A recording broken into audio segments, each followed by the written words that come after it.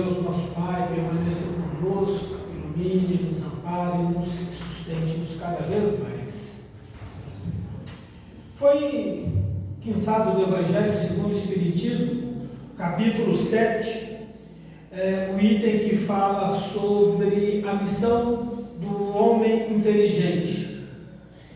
E a gente pode se questionar que, bom, então não é para mim, né? Se é do homem inteligente, afinal de contas nós somos simples, não completamos as escolas, não temos graduação, não temos títulos acadêmicos, não somos doutores, então isso não tem nada a ver com a gente.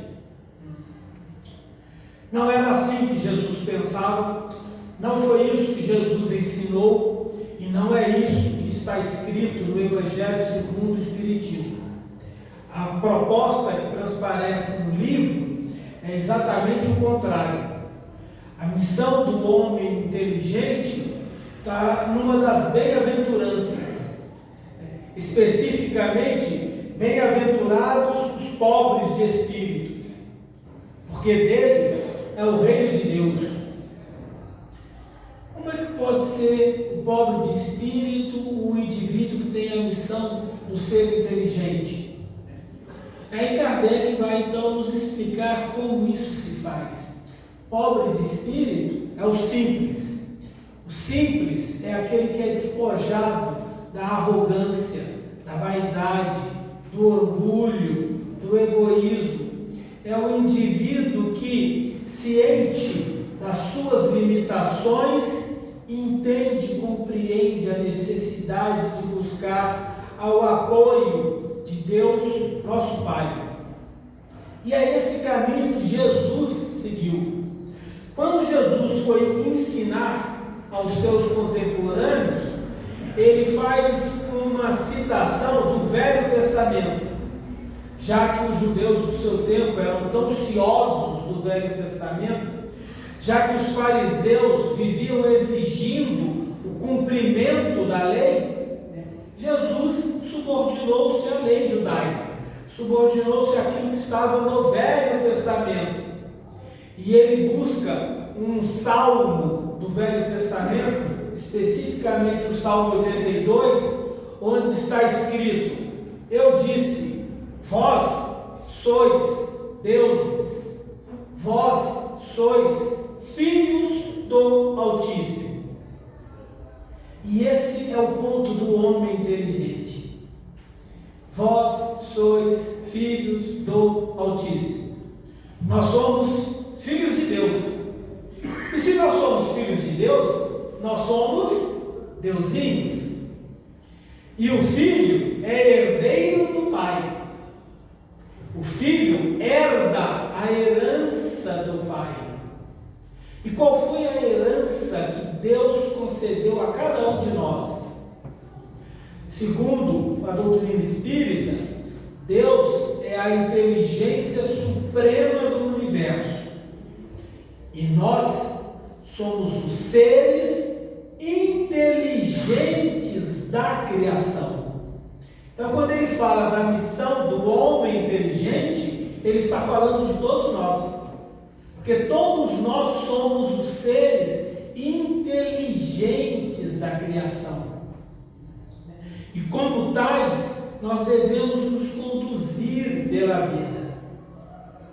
Aquele que é considerado o maior sábio da história, o maior filósofo da história da filosofia, e que aparece no mesmo Evangelho segundo o Espiritismo como um dos precursores da doutrina espírita, era filho de um pedreiro e de uma parteira. Sócrates era filho de um pedreiro e de uma parteira. Herdou do pai a profissão. Sócrates era pedreiro. Pagava as contas de casa trabalhando como pedreiro. E Sócrates foi considerado, e ainda é considerado, o homem mais sábio da humanidade. Qual era a sabedoria de Sócrates? A sabedoria de Sócrates foi reconhecer, acima de outros homens, que ele não sabia nada. E é aí que está o diferencial. Os outros homens, orgulhosos, vaidosos, arrogantes, achavam que sabiam muito. Quando Sócrates era um pedreiro que não sabia nada, ele procurava esses homens para aprender alguma coisa com eles. E aí ele procurava um militar para saber o que era coragem. Buscava os poetas para saber o que era beleza. Buscava os poderosos para saber o que era o poder. E à medida que ele ia conversando com os indivíduos, ia perguntando o que é ser corajoso, o que é a beleza, né? O que é o poder. Ele percebia que aqueles indivíduos não sabiam nada. Se perdiam em respostas vazias que não ensinavam absolutamente nada. E diferente daqueles homens que achavam que sabiam alguma coisa, Sócrates percebeu que eles não sabiam nada, mas não sabiam que eram ignorantes. Ele, por sua vez, estava um passo à frente, porque ele pelo menos sabia que ele era ignorante. E porque ele era ignorante, ele precisava então buscar saber as coisas, buscar conhecer, tornar-se inteligente. Inteligência é a capacidade que nós temos, a capacidade que nós desenvolvemos de pensar, de raciocinar, né? A inteligência ela se conquista através da instrução, através da informação. Nós buscamos informações e instrução para resolvermos os problemas do dia a dia. E ao buscar a resolver os problemas do dia a dia, né, nós pretendemos conhecer, apreender a verdade. Mas isso se faz com instrução. Isso se busca na escola. E isso se busca tradicionalmente no convívio com as pessoas. Mas eu não tenho instrução, não fui para a faculdade, não tenho título. O que eu tenho para ensinar? Tudo. A mãe, em casa, sabe cozinhar, sabe manter uma casa limpa e organizada, sabe fazer a melhor contabilidade do mundo, que o ministro da Economia não sabe fazer. Usar o salário mínimo para pagar todas as contas da casa e chegar até o final do mês. O ministro da Economia tem que gerir um orçamento de mais de 100 bilhões de reais e não dá conta. A dona de casa, com salário mínimo, ela faz a feira, o supermercado, paga o aluguel, paga a conta de luz, paga a conta de água. E de vez em quando ainda sobra um trocadinho para um agrado. Sabe como lavar a roupa. E aí? Faz o que com isso? Não ensina o filho a cozinhar? Não vai ensinar o filho a lavar a roupa? Não vai ensinar o filho como é que ele tem que usar o dinheiro com parcimônia, com economia? Tem muito conhecimento, tem muita sabedoria. E essa sabedoria tem que ser ensinada aos filhos. Assim como o pai do Sócrates, o pai que é pedreiro, ele é inteligente, ele tem entendimento da vida, ele sabe como fazer uma fileira de tijolos retos, ele sabe como passar o conduíte ao longo da parede, ele sabe como instalar a rede elétrica, ele sabe como construir uma casa, e isso tem que ensinar para o filho. Não adianta o filho ir para a faculdade, né, virar doutor, e depois ele não sabe trocar uma lâmpada em casa, não sabe mexer numa tomada, não sabe fazer uma instalação. Que doutor é esse que não consegue nem trocar uma lâmpada e instalar uma tomada? Então ele não é sábio, ele não é inteligente. Ele tem uma informação que é inútil na hora de resolver um problema como trocar a lâmpada, trocar a resistência do chuveiro. E aí, a exemplo do pai Sócrates, né, esse pai tem muita coisa para ensinar ao seu filho, né, para que ele aprenda a resolver os problemas da vida. E isso é inteligência. E essa inteligência tem que ser passada para frente. Ela tem que ser transformada em exemplo. Ela tem que ser posta em movimento. Se através desta inteligência houver como angariar os recursos necessários para colocar o filho na escola para ir fazer graduação, isso tem que ser feito. Informação, conhecimento, inteligência é a única coisa que não ocupa nenhum espaço. Quanto mais tem, mais precisa. E quanto mais precisa, né, maior a quantidade de recursos do indivíduo. Então, a inteligência não ocupa espaço. Através da inteligência, o homem vai aprendendo a distinguir o que é certo do que é errado, o que é verdadeiro do que é falso, o que é bem do que é o mal. E nesse exercício da inteligência, o indivíduo conquista a sabedoria. Ele aprende a ser um sábio. E para que o homem precisa ser sábio? Foi lido no Minutos de Sabedoria. Afinal de contas, todo mundo quer ser feliz. Mas a felicidade não está em ter coisas. Ter coisas nunca deixa ninguém feliz. A verdadeira felicidade está na sabedoria. Porque na sabedoria o indivíduo, né, conquista a paz de espírito, a serenidade. Ele deixa de sofrer pelas ilusões mundanas. E ele aprende a ser feliz em si e por si mesmo. Por isso que a leitura preparatória, Minutos de Sabedoria, falava exatamente disso. A felicidade está na sabedoria e não na conquista das coisas mundanas. A felicidade está no tesouro que nós guardamos nos reinos dos céus. Porque os tesouros da terra, os ladrões roubam e as traças roem. E o indivíduo não vai a lugar nenhum. Os tesouros da terra, assim como a parábola do Senhor que juntou os grãos e encheu os celeiros, né, ficam para trás.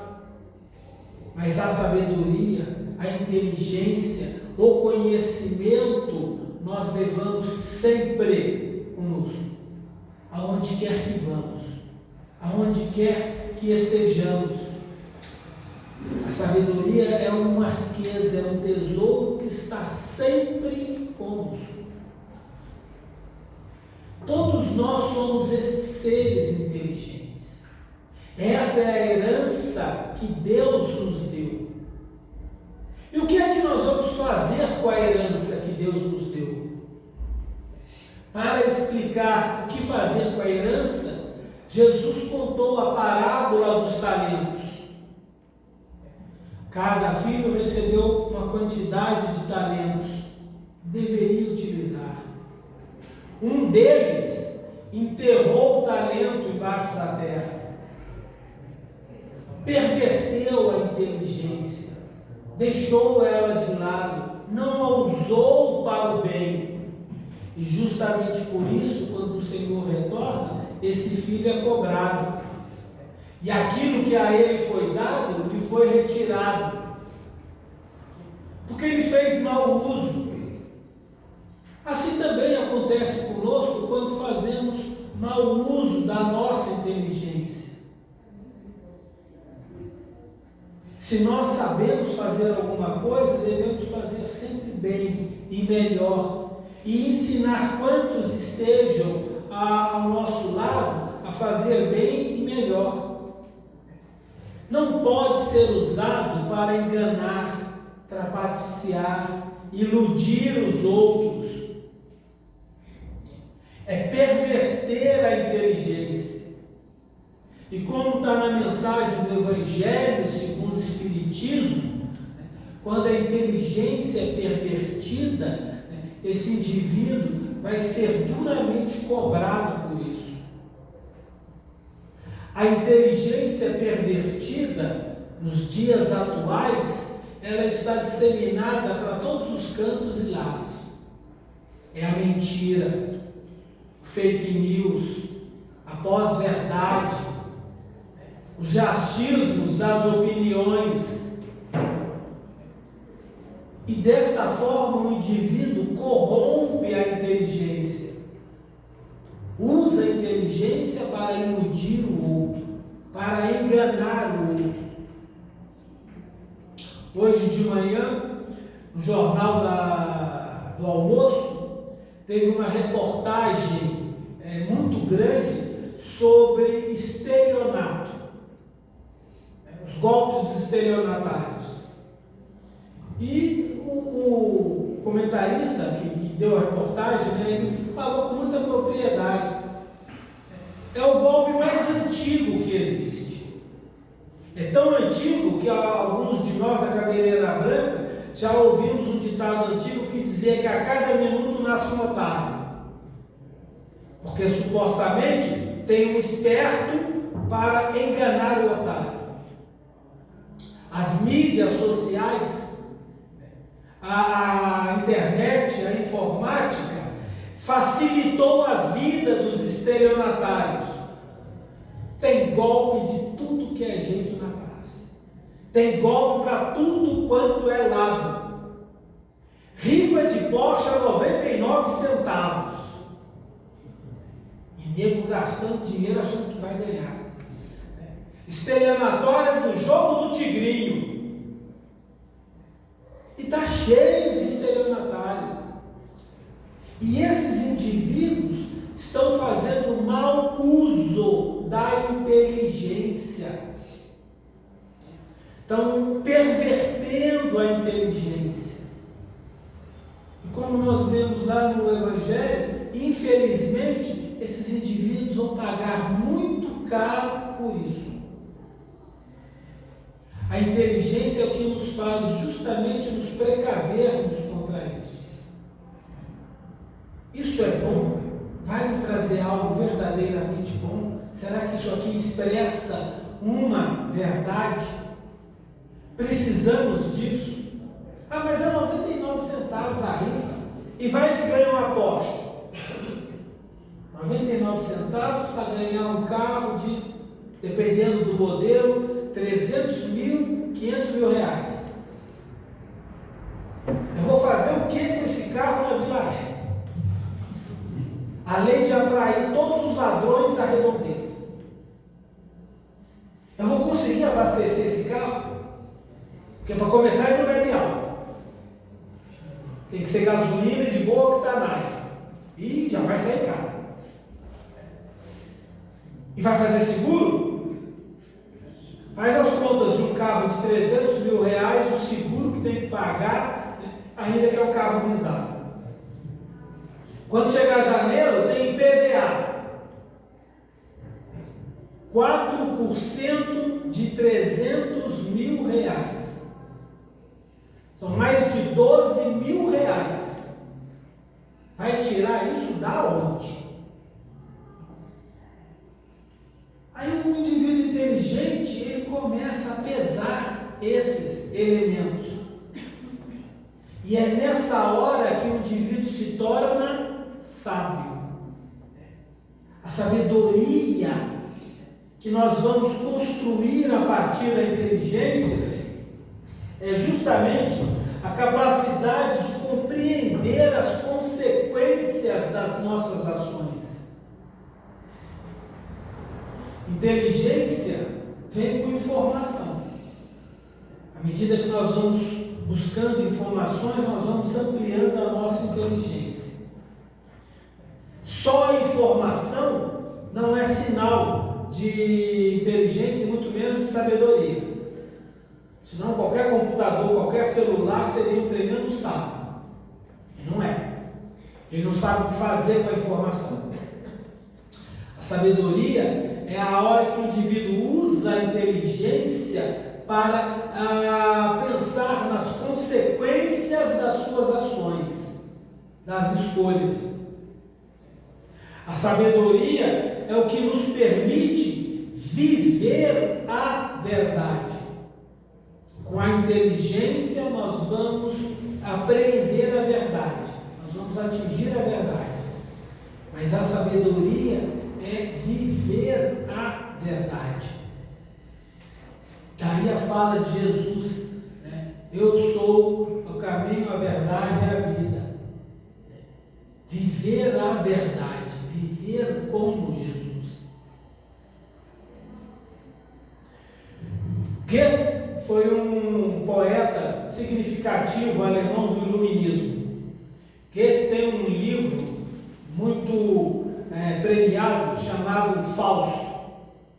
Já virou filme, peça de teatro e outros exemplos. Fausto é um personagem que ele quer fama, ele quer dinheiro, ele quer riqueza. E Fausto faz um acordo com Mefisto. O nome deve ser familiar para alguém.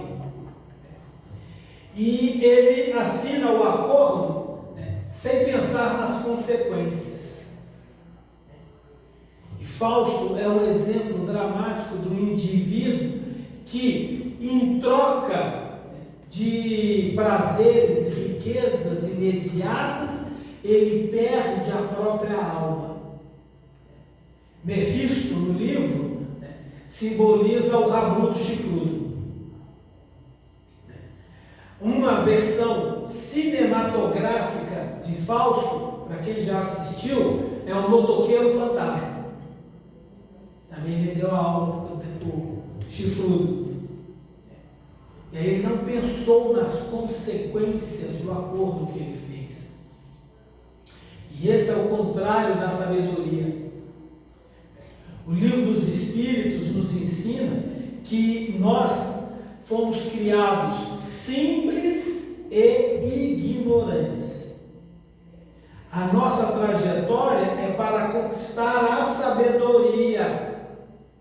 Mas para conquistar a sabedoria, nós não perdemos e não podemos perder a simplicidade. Nós vamos manter a simplicidade, mas vamos pouco a pouco deixando a ignorância para trás, conquistando a inteligência e a sabedoria. A questão 780 do Livro dos Espíritos nos ensina que a inteligência e a sabedoria caminham muito próximas.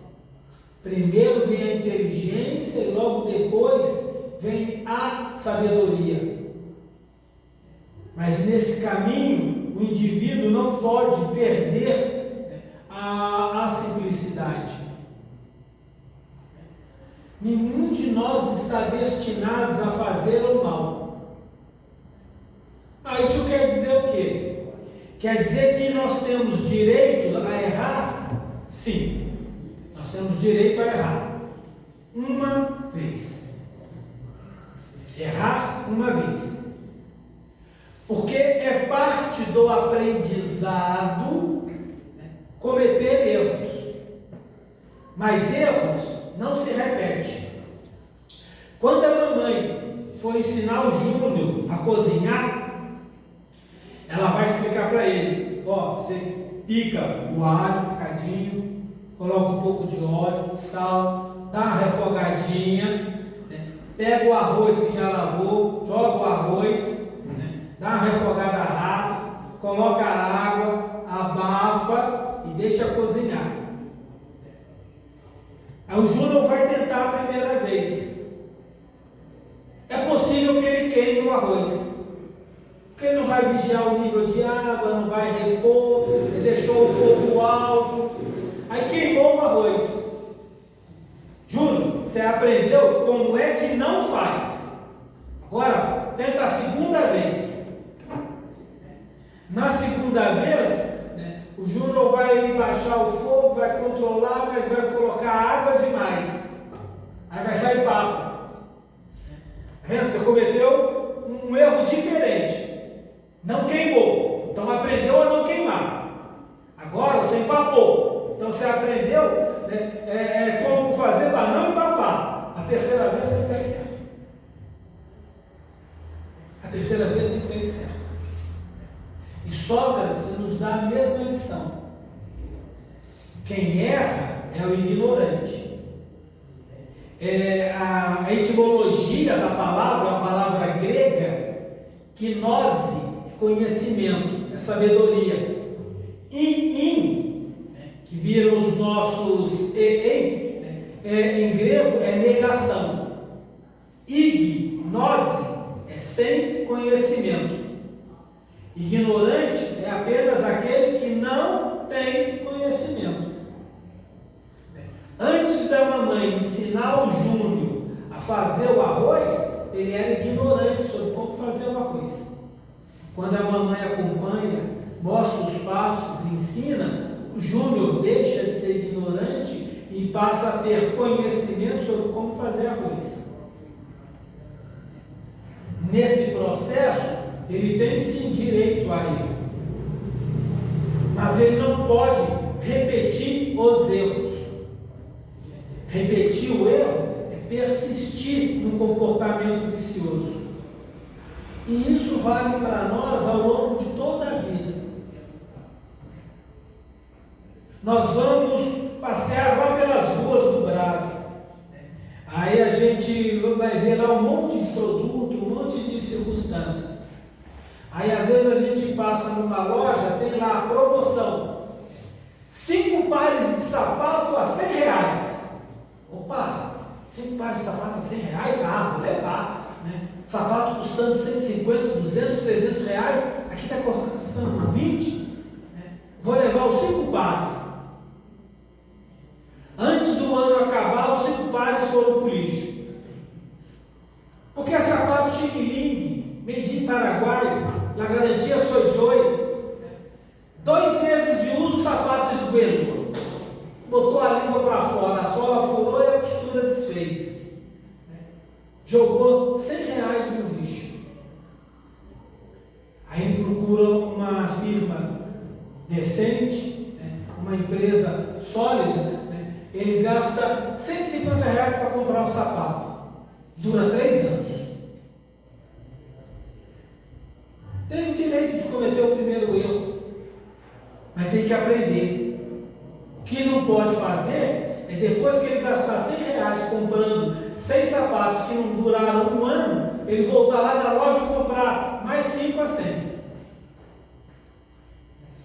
Em 3 anos ele vai gastar R$300 e vai continuar sem sapato. Quando ele comprou de 150 que durou 3. O erro faz parte do aprendizado. Mas o aprendizado, a inteligência, é justamente isso. Aprender a resolver os problemas da vida. Aprender a raciocinar. Aprender com os erros. Erro não é motivo para vergonha, não é motivo para nos sentirmos culpados, não é motivo para nos sentirmos pior do que ninguém.